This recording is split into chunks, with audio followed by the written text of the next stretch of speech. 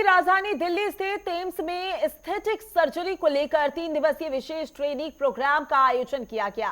इस महत्वपूर्ण कार्यक्रम में भारत के 29 राज्यों के अलावा पड़ोसी देशों से भी 200 से ज्यादा अधिक डॉक्टर हिस्सा ले रहे हैं।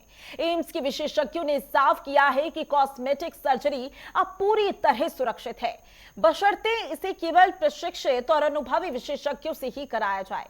इस ट्रेनिंग प्रोग्राम का मुख्य उद्देश्य डॉक्टरों को high intensity focused ultrasound, endoscopic और रोबोटिक सर्जरी जैसे अत्याधुनिक तकनीकों में पारंगत करना है। इसके साथ ही सर्जरी और ट्रीटमेंट प्लान में आर्टिफिशियल इंटेलिजेंस के बढ़ते उपयोग पर भी जोर दिया गया, ताकि मरीजों को बेहतर और सटीक परिणाम मिल सके। हमारे पास करीब 29 स्टेट से लोग हमारे पास आ रहे हैं कंट्री की, और नेपाल से करीब हमारे पास 10 पार्टिसिपेंट आ रहे हैं। तो मैं बोल सकता हूँ कि पूरा साउथ ईस्ट एशिया में हम एक बहुत बड़ा एक कार्यक्रम कर रहे हैं, जिसमें हम 280 के आसपास लोग 3 दिनों में हमको उम्मीद है आएंगे। तो ट्रेनिंग 3 दिन का है, जिसमें सारी जो लेटेस्ट टेक्निक्स हैं एस्थेटिक सर्जरी पे, उन पे हम ज्यादा चर्चा करेंगे। बेसिक्स पे भी चर्चा थोड़ी बहुत होगी, लेकिन जो लेटेस्ट डेवलपमेंट्स हैं उनके बारे में हमारा मेन टारगेट है।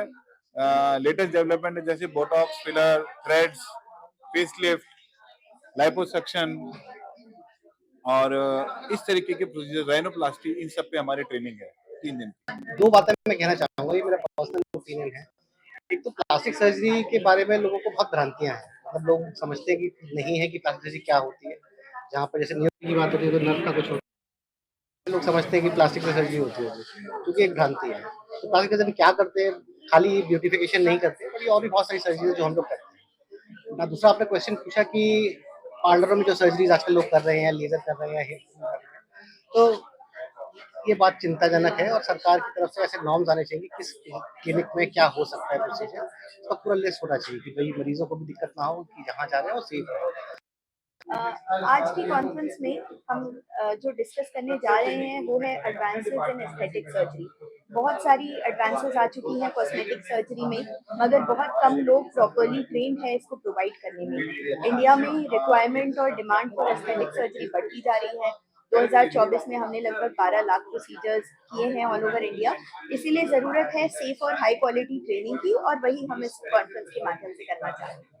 आज 4 फोटो दिखाए हैं, जो पिंपल्स है या और भी, इसको किस तरीके से आप नजरिए से देखते हैं? जी देखिए, गंजापन, मोटापा, चेहरे पे दाग धब्बे स्कार होना, बर्न या किसी चोट के निशान होना, ये बहुत आम बात है। हम अगर 4 लोगों को देखें, 4 में से 1 इंसान को ये होता ही होता है। मगर किस हद तक ये लोगों का सेल्फ कॉन्फिडेंस अफेक्ट करता है, किस हद तक उनको जो लाइफ में अपॉर्चुनिटीज मिलनी चाहिए, शादी की हो, करियर की हो, नौकरी की हो, वो सब ये अफेक्ट होती है इन चीज़ों से। ये बहुत इम्पोर्टेंट है।